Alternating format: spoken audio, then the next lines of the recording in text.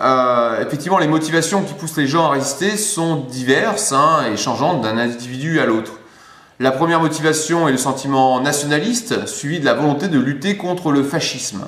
La majorité des résistants sont issus des milieux de gauche, mais on trouve aussi des personnes venues de la droite, voire d'extrême droite. Car leur nationalisme exacerbé et leur germanophobie liée à la mémoire des deux précédents conflits l'emportent sur les sympathies éventuelles qu'ils pouvaient avoir pour les théories fascistes ou nazies. Il existe également des motivations plus personnelles qui poussent surtout les jeunes vers la résistance. Échapper au STO, le désir d'aventure, le goût du risque ont pu être des motivations aussi puissantes que le nationalisme ou l'engagement communiste. Mais au-delà de ces motifs politiques, idéologiques ou existentiels, il existe des motivations très prosaïques liées aux frustrations et aux sentiments d'injustice engendrés par l'occupation. Le risque d'un tel engagement est bien réel, puisque dans les pays occupés, les résistants sont considérés comme des terroristes ou des francs-tireurs, c'est-à-dire à peu près la même chose. Le code militaire allemand, effectivement, ne prévoit pas de jugement pour de tels actes. Ainsi, s'ils sont capturés, sont-ils le plus souvent fusillés ou au mieux déportés dans des camps de concentration. D'un point de vue quantitatif, il faut rompre avec la mystique d'un peuple en armes diffusée par les gaullistes au lendemain du conflit. On estime que les faits de résistance en France n'ont concerné que 1 à 1,5% de la population. Et pourtant, cette résistance est très divisée, du fait des origines sociales, politiques et professionnelles de ses membres. On devait en effet plutôt parler non pas d'une résistance, mais des résistances françaises. Premièrement, on distingue deux ensembles, une résistance extérieure et une résistance intérieure.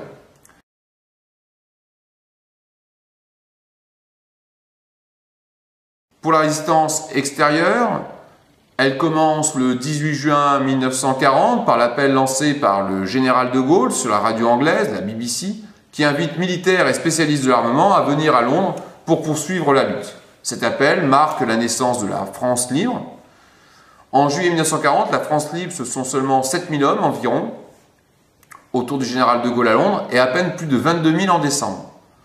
Peu de colonies se rallient à la bannière de Gaulle, seuls l'AEF, Tahiti et la Nouvelle-Calédonie se rallient à la bannière de Gaulle. Le reste de l'Empire français reste fidèle à Vichy.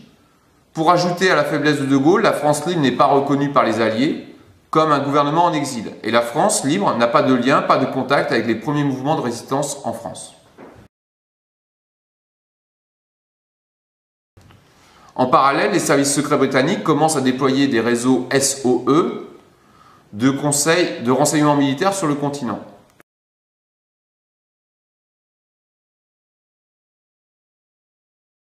La résistance intérieure commence à se manifester par des actes isolés dès juillet 1940, distribution de tracts, inscription sur les murs.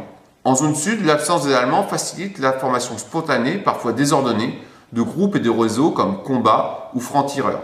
En zone nord, la situation est plus difficile pour les résistants car ils doivent mieux s'organiser en réseau clandestin s'ils veulent échapper à la Gestapo, la police politique allemande. Les premiers groupes sont Libération Nord, ceux de la résistance. Seul le Front National, groupe de résistants communistes, rien à voir avec le mouvement politique que vous connaissez actuellement, qui a usurpé ce nom lors de sa fondation en 1972, malgré les plaintes des résistants communistes. Donc seul le Front National, fondé en mai 1941, mais surtout actif à partir de juillet 1941, est présent en zone sud et en zone nord. Donc de nombreux communistes s'étaient engagés à titre individuel dans la résistance dès l'été 1940, mais la CGT et le Parti communiste basculent en tant que parti et que syndicat dans l'action résistance avec l'invasion de l'URSS par les troupes nazies le 22 juin 1941. Le problème de tous ces mouvements de résistance jusqu'à la fin de l'année 1941, c'est leur division et leur concurrence. Ils sont faiblement implantés dans les régions et globalement mal organisés. Ce triste constat conduit le général de Gaulle à vouloir reprendre la main sur la résistance intérieure afin de mieux les structurer, certes, mais surtout pour éviter le contrôle par le groupe majoritaire de la résistance, à savoir les communistes. Depuis le 22 juin 1941, c'est l'ensemble du parti qui est officiellement rentré en résistance. Or, ce groupe est bien structuré et a l'habitude du combat clandestin. Cette emprise que l'homme de Londres tente d'établir sur les mouvements de résistance française doit aussi lui permettre de légitimer sa personne auprès des Alliés. Donc voilà qu'il y a un jeu politique intérieur et extérieur pour De Gaulle et la nécessité de reprendre le contrôle sur un mouvement qui est dominé par les communistes. L'organisation et l'unification de la résistance française sont pour l'essentiel l'œuvre de Jean Moulin, ancien préfet, rallié à la France libre et envoyé par De Gaulle en France en janvier 1942. Jean Moulin assure dès juillet 1942 le lien entre la France libre et la résistance intérieure. Le 27 mai 1943, il réussit à unifier l'ensemble des mouvements de résistance sous l'étiquette CNR, Conseil national de la résistance, qui reconnaît officiellement la présidence du général de Gaulle. Mais Jean Moulin est arrêté le 21 juin 1943, il est torturé par la Gestapo et il décède lors de son transfert en Allemagne. Depuis mai 1943, De Gaulle est en Algérie, qui a été reconquise par les Alliés et les forces françaises libres. Le 3 juin 1943, il devient le chef du comité français de libération nationale, mais il partage ce poste avec le général Giraud, favori des Américains, qu'il réussira à éliminer progressivement de la scène politique. De Gaulle réussit finalement à s'imposer à la tête de la résistance française et reconnu par les mouvements communistes en échange de livraison d'armes.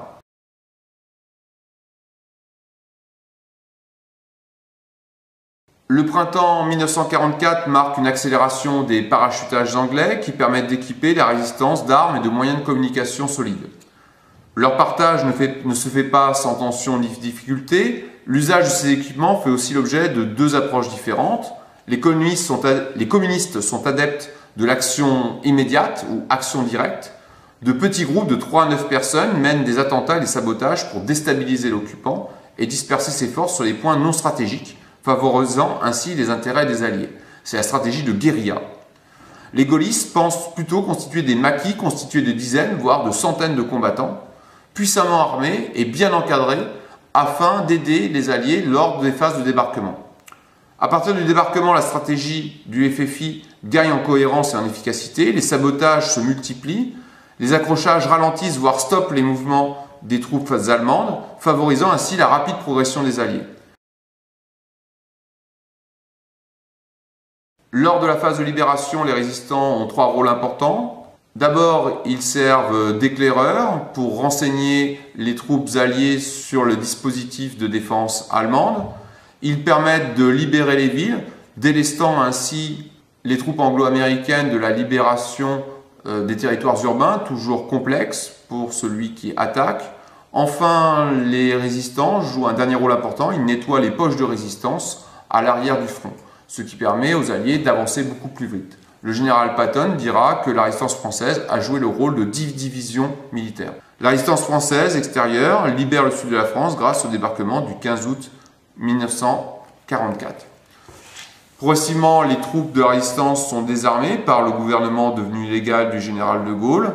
La plupart des troupes sont incorporées dans l'armée officielle.